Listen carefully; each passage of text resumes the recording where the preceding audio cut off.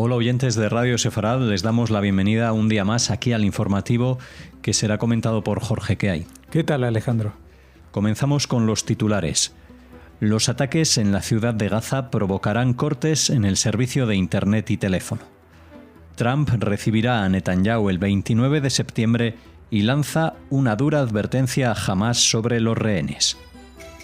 El encargado israelí de las negociaciones sobre los rehenes admite el fracaso y dice que el ejército avanza en Gaza con lentitud para evitar hacerles daño. España dice que ayudará a financiar a la autoridad palestina para compensar las transferencias fiscales retenidas por Israel mientras se suceden los ataques antisemitas en España. El 90% de los residentes anteriores a la masacre del 7 de octubre en el sur de Israel han regresado a la zona fronteriza de Gaza junto con otros 2.500. Estos son los temas que les traemos hoy al informativo de Radio Sefarad. Comenzamos hablando de la Autoridad Reguladora de Telecomunicaciones Palestina con sede en Cisjordania. Dice que los ataques israelíes a las principales líneas de red en el norte de Gaza han colapsado los servicios de Internet y teléfono, cortando a los habitantes de Gaza del mundo exterior. Anteriormente, las autoridades controladas por Hamás en la franja dijeron que al menos 16 personas murieron en ataques nocturnos, al menos la mitad de los cuales ocurrieron en la ciudad de Gaza.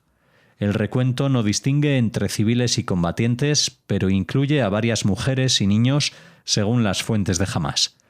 Una coalición de importantes grupos de ayuda está instando a la comunidad internacional a tomar medidas más enérgicas para detener la ofensiva de Israel en la ciudad de Gaza, después de que una comisión de expertos de la ONU declarara que Israel estaba cometiendo genocidio en Gaza. Bueno, no tenemos números precisos de lo que está pasando y aparte me imagino que tal como anunciábamos, esta es una ofensiva militar muy contundente, con lo cual sí que habrá muertos todos los días y más si la gente es reacia a exiliarse de la ciudad de Gaza. Ya habíamos comentado ayer que el número de gente que sale de la ciudad está creciendo, posiblemente ya se haya llegado a más del 50%, es decir, 500.000 de personas que habrían salido de la ciudad por dos puertas, digamos. Muchos noticieros en la televisión muestran las carreteras casi colapsadas, pero la verdad es que el tráfico desde la ciudad de Gaza hacia el sur no es muy grande. El tráfico sí, pero que digo que el recorrido son unos 15 o 20 kilómetros, la franja de Gaza es un sitio bastante pequeño,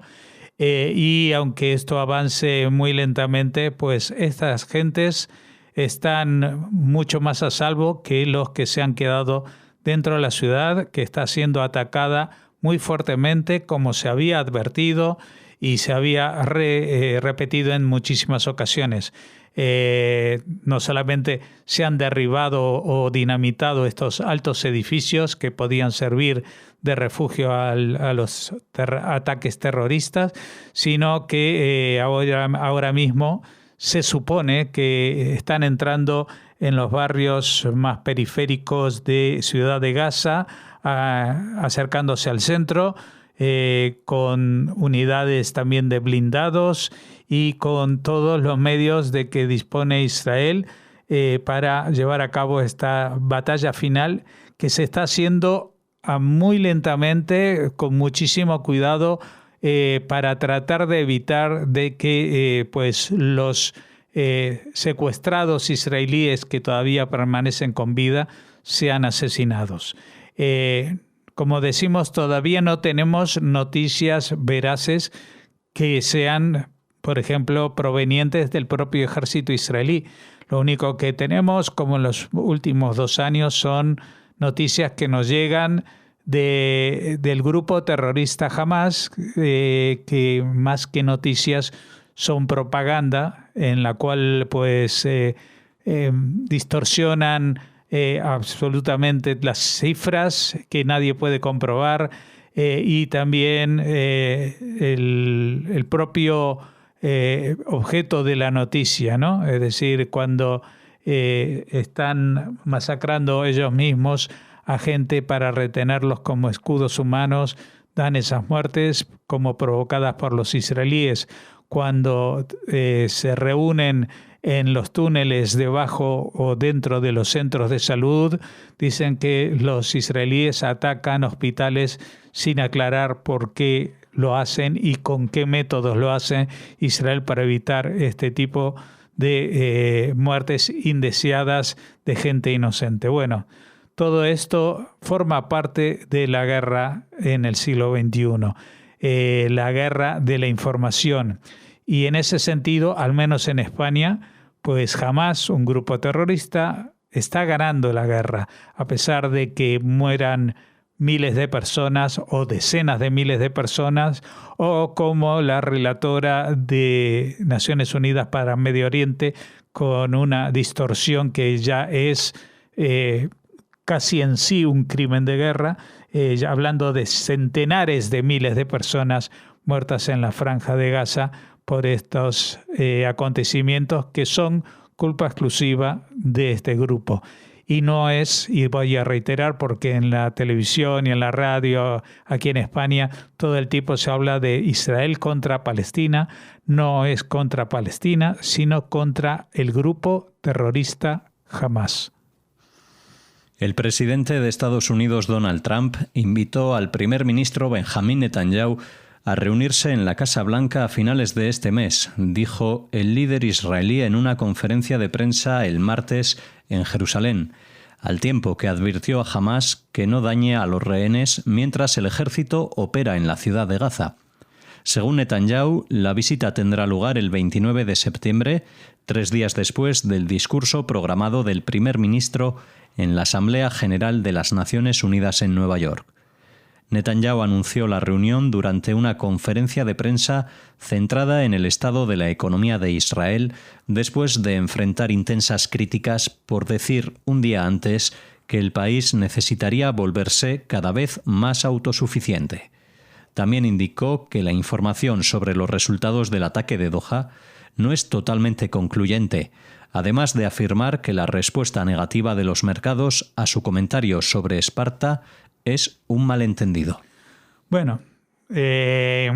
comentar sobre lo que comenta otro, y en este caso es el primer ministro israelí, tampoco nos va a traer ni solución ni pistas para las soluciones. Evidentemente, el panorama en el terreno político también es muy complejo y a partir del 26 de septiembre, cuando sea la convención de la Asamblea General de Naciones Unidas, pues veremos cómo la temperatura de los agravios contra Israel van a aumentar, no solamente entre los países que ya se han pronunciado estos días, sino que todo el mundo va a aprovechar la oportunidad para también sumarse al coro de quienes castigan a Israel, profiriendo incluso mentiras que saben que son mentiras porque están los libros para definir, por ejemplo, lo que significa un genocidio, y lo que está pasando en la Franja de Gaza no responde a esa definición, que fue justamente un elemento central en la Constitución de las Naciones Unidas cuando al final de la Segunda Guerra Mundial se quería juzgar a los criminales nazis, no a Alemania. Y en este caso tampoco la acusación, en todo caso, tendría que ser contra Israel. No hay países genocidas. En todo caso, puede haber personas con intereses, intenciones genocidas que hayan llevado a cabo esta situación. Y no es el caso de Israel porque está luchando no contra un país y no contra una minoría,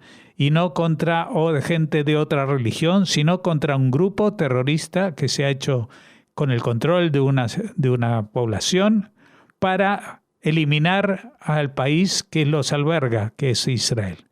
El hombre clave de Israel en la cuestión de los rehenes dice que Israel ha luchado más lentamente de lo necesario en Gaza para evitar dañar a los rehenes, mientras el ejército sigue adelante con una ofensiva en la ciudad de Gaza que se teme que ponga a los cautivos en peligro. Añade que Israel está perfeccionando constantemente sus procesos para evitar dañarlos de todas las maneras posibles. Hirsch dice que Israel cree que 20 rehenes permanecen con vida, contradiciendo la afirmación del presidente estadounidense Donald Trump de la semana pasada de que podría haber un par de muertos en los últimos días. Reconoce, sin embargo, que los rehenes están en peligro, están en una zona de combate, en un lugar peligroso, en manos de secuestradores peligrosos. Hirsch denuncia que la propaganda de Hamás sobre las conversaciones se está difundiendo en la sociedad israelí, lo que causa dolor a las familias de los rehenes y perjudica los esfuerzos para traerlos a casa. Si se permite que Hamás sobreviva y obtenga ventajas estratégicas a cambio de liberar rehenes, sostiene, otros grupos terroristas aprenderán que un país puede ser puesto de rodillas secuestrando a sus ciudadanos. Si otros países no apoyan a Israel y toman una posición contra el secuestro, el 7 de octubre servirá de inspiración para actos similares en todo el mundo, advierte Hirsch. Y yo tengo que sumarme a esta advertencia. Esto ya no depende de las opiniones políticas respecto a Netanyahu, la gestión interna del país y de lo que ha sido las operaciones en esta guerra, pero lo que está claro es que esta conclusión que nos trae el hombre que estaba tratando de negociar la liberación de los rehenes es algo que creo yo que es certero. Si los países no apoyan a Israel y toman una posición contra este secuestro, esto va a volver a pasar en otros países, en otras circunstancias. Va a pasar en Europa, va a pasar en Estados Unidos, va a pasar en América Latina, va a pasar en el este de Asia también, en todas aquellas zonas en las que los yihadistas vean que esta situación que han vivido en la Franja de Gaza les ha servido para fortificarse en la imagen pública, porque a ellos que los dibujen y los designen como monstruos no solamente no les perjudica, sino que los engrandece. Ellos quieren ser los monstruos para que los demás sientan pavor a su paso y queden sojuzgados a la Guerra Santa, convirtiendo a todo el planeta a la causa del Islam. El ministro de Asuntos Exteriores español, José Manuel Álvarez, dijo que su país trabajará con Noruega para poner un fondo sobre la mesa para ayudar a compensar a la autoridad palestina en Cisjordania por los ingresos fiscales retenidos por Israel. Israel está intentando aniquilar la idea y la posibilidad de un Estado palestino con bombas en Gaza en una verdadera masacre, afirmó Álvarez en una visita a Egipto. Israel recauda impuestos y aduanas en nombre de la autoridad palestina que administra partes de la Cisjordania ocupada y también ayuda a pagar los servicios públicos en Gaza. Israel se ha negado periódicamente a realizar transferencias desde el ataque de Hamás del 7 de octubre y el ministro de Finanzas de extrema derecha, Bezalel Smotrich, afirma que los fondos apoyan el terrorismo. Además, en las últimas horas se han registrado en el país un par de incidentes antisemitas, pintadas en una librería de Cataluña y la suspensión de la charla de una israelí en la Universidad de Salamanca. Sí, es muy preocupante la deriva que está teniendo el gobierno español en los últimos días. Lo hemos visto a raíz de la Vuelta Ciclista a España,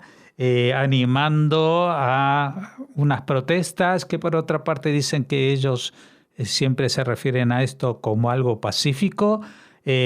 desdeñando lo que hemos visto de las revueltas y la violencia con que atacaron, entre otros, a las fuerzas de seguridad, a los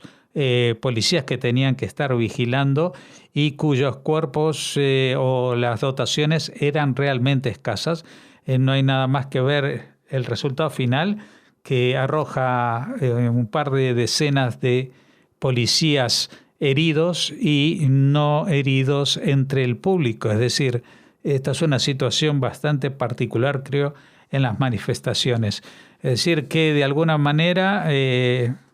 gobierno parece orientado a ahondar en esta situación, a provocar reacciones y a situarse en una esfera como si estuviera liderando una batalla de liberación nacional, cuando hasta hace pocos meses pues ni siquiera el presidente pronunciaba la palabra genocidio. Es decir, ¿cuándo empezó el genocidio? Porque según ellos empezaron a utilizar esa palabra hace cosa de pocos meses. Es decir, y las acciones de Israel hasta entonces sí eran plausibles, eran contempladas como legales. ¿Y qué es lo que ha pasado desde entonces? Pues creo yo, y así lo afirman y señalan muchos expertos, analistas en cuestiones internas del gobierno, que esto se refiere más a cuestiones intestinas que de lo que pasa en la política española, que a un cambio de actitud personal del gobierno o del jefe de gobierno respecto al problema palestino. Y un apunte más: en la mayoría de las manifestaciones hemos visto banderas palestinas, es decir, la verde, negra, roja y blanca, que no son las banderas que utilizan la gente que combate a Israel en la Franja de Gaza, porque ellos utilizan la bandera de Hamás, que tiene otros colores, el verde y el blanco con una inscripción coránica, y que no, en toda la Franja de Gaza, no utilizan esa bandera palestina, porque ellos no quieren hacer o crear una Palestina, un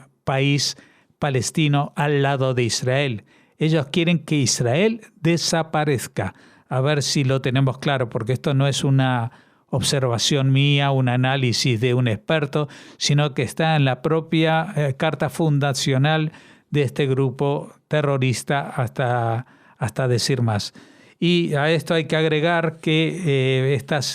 estos movimientos, últimos movimientos del gobierno de España, pues se están poniendo en peligro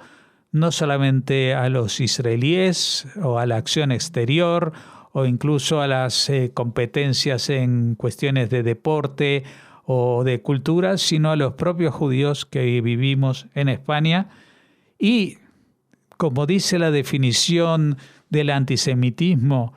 reconocida incluso por este gobierno, es decir, que antisemitismo no solamente es la expresión de este odio hacia los judíos, sino hacia quien no se adhiere al odio a los judíos. Y este es el caso, por ejemplo, de una librería en Cataluña regentada por una persona no judía, pero al que le han amanecido pintadas llamándolo cómplice de los judíos porque tiene amistades judías. Y también hemos visto algo que también es realmente reprochable, que ha sido la suspensión de unas charlas en la Universidad de Salamanca,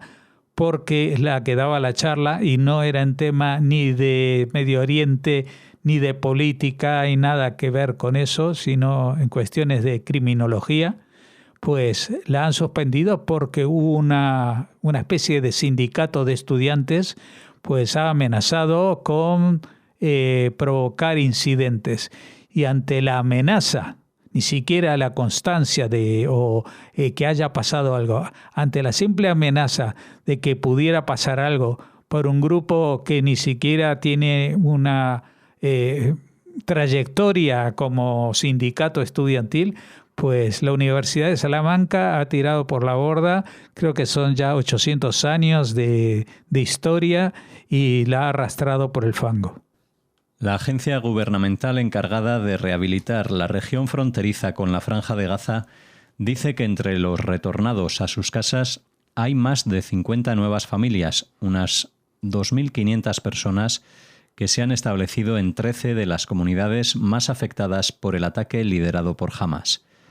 Estos nuevos habitantes de los kibutzim de ese área refuerzan así el más del 90% de los residentes que vivían en la zona antes del ataque liderado por Hamás hace casi 2 años y que desde entonces han regresado a sus hogares. Las 13 comunidades que fueron las más afectadas por el ataque del 7 de octubre de 2023 por terroristas palestinos que mataron a unas 1.200 personas y secuestraron a 251 rehenes en la Franja de Gaza incluyen a Kerem Shalom, donde el 88% de los residentes anteriores al 7 de octubre han regresado y han llegado 6 nuevas familias. Las cifras correspondientes para algunas de las otras comunidades son 90% y 6 nuevos en Sufa, 82% y 8 nuevos en Nir Yitzhak, 90% y 1 nuevo en Nirim, 90% y 5 nuevos en Ein Haslosá, 95% y 10 nuevos en Reim, 83% y 12 nuevos en Netiv Ha'ashara y 33% y 4 nuevos en Nahaloth, donde los residentes comenzaron a regresar el 1 de septiembre.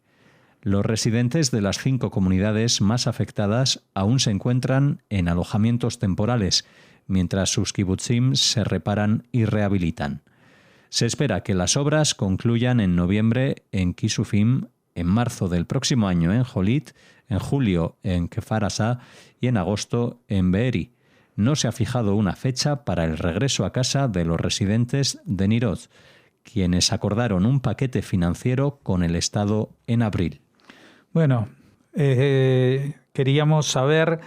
cómo iba este tema, porque desde hace mucho que no teníamos noticias. Sabíamos que el gobierno había dicho que estaban reconstruyendo los kibutzim atacados en las cercanías